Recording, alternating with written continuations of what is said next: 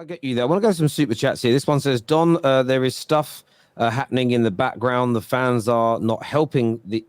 Helping. These fans are spoiled and they have no patience. I am sick of this fan base, is what the Irish Yellow has got to say here. The ones who said sack him are spoiled. Yeah, you're right.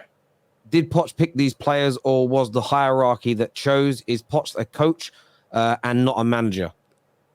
It's Poch picking these players. He's deciding to pick out these lineups. So it's on him. Yeah. It's on him right now. This year says can't with Dom. It's Don with an N on the end. We are playing the same system that we did in pre-season. Injuries forced Poch to play players in different roles. Oh, is Maatsen injured? Is Noni injured? Is Mudryk injured? That's what I thought. Do you know what I love? Like you're doing what United fans do here. Mudryk's been arse. He's been unwashed, uncleaned arse for 6 months. And it's like it's almost like that's being play him, start him. Chilwell's better than him. I'm not saying start Mudryk right now. Better than him right now. I'm not saying start Mudryk right now. I'd rather play a Maatsen there. I'd rather play someone else there. Right. So I get you. There's other options there. Gav here says, silly to get on Poch's back. We've just replaced the squad in 12 months. He and the players need time and team to chemistry to build. Poch is not Potter. Mateos here also says, I swear Chelsea fans always revert back to blaming the coach when things go crap. Call out your underperforming players. Don is excuses FC.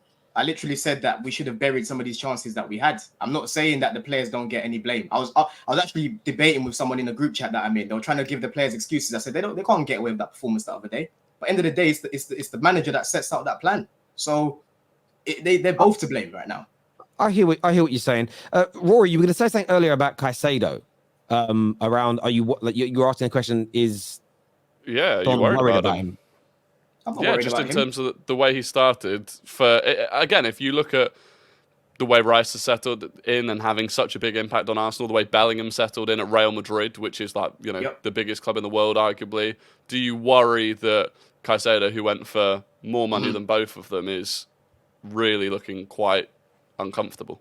No, he's not looking uncomfortable. If you've actually watched us 90-minute games, he hasn't looked uncomfortable. He was pretty good the other day. Apart from that heavy touch, I don't know why Gallagher decided to open his legs the way he did and just do what he did there. I don't understand why he did that. But Caicedo, there's more to come from him. And like I said, the midfield's a bit disjointed right now, man. We're playing him in the pivot with Gallagher, who's not a 6. Yeah, and you're playing Enzo as a 10. Swap them around if you're gonna do that. You get it? So I'm not worried about him right now, man. I know this guy's quality. Your club wanted him. A lot of clubs wanted him. Liverpool wanted him. They bidded a British transfer record bid to get him. So he'll come good, man. He'll come good. But right now, it's just the personnel that he's playing with right now. It's a bit disjointed, man. So Poch just needs to fix up in that midfield. But I'm not worried at all, Rory. Definitely not worried. Good. Nobbins, you've been quiet for a bit.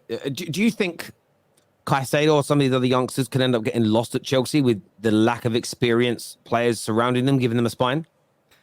I don't know. I don't know if I like the whole. What was it you said that a Bowley basically coming out and saying we basically refuse to sign anyone over 25. I think you need a mix of both experience and youth. To be honest, I don't really get it.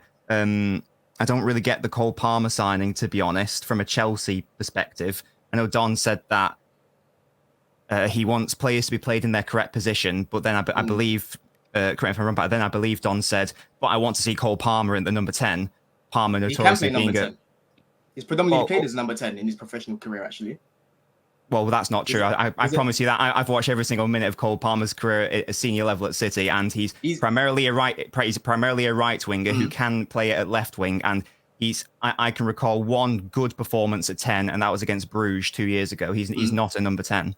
If he can play there, but he can play as a 10. He can play as a 10, but I'd suggest it's his third best role. If you want to make the point of you should play players in their correct positions, which I agree with, I don't think that you should then be trying to slot in a right winger who is definitely a right winger. Well, he played well when he came on as a 10. He played very well when he came on. He actually looked like he was attacking with an intent. Yeah, and I've seen him play for City in a 10, and he looked comfortable there. He looked very comfortable there. And he even said it himself that he can play as a 10 or as a right winger. And when we brought him in, we specifically brought him in to play both roles. He can comfortably play that 10 position. I've got no worries about Palmer playing there. I don't know which game you saw him play as a 10. I can't think of any off the top of my head where he was good. As I say, the only one I can think of is in Bruges in the Champions League a couple of years ago.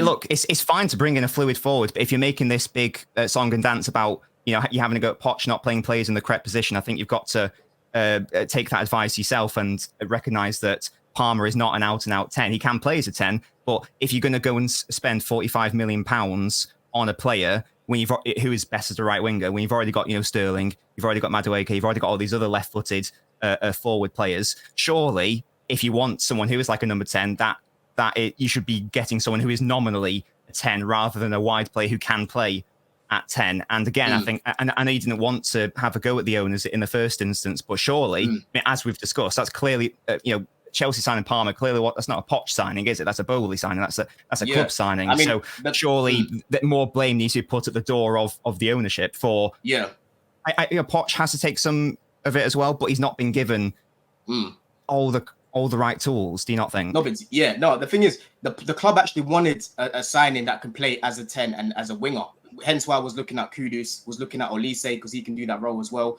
Was looking at Cherky, he can play on the wing, he can play down the middle as well. So as much as you might not rate Cole Palmer in that 10, in my opinion, I think he can play in that 10.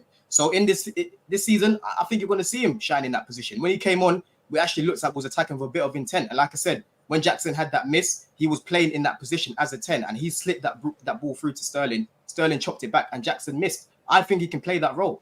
He's got the attributes to play that role. So I think you'll see it. You'll see it. I think he can definitely play it, but I just think that if you want a 10 who can play as a winger, surely it makes sense to sign a 10 who can play as a winger rather than a winger who can sort of play as a 10.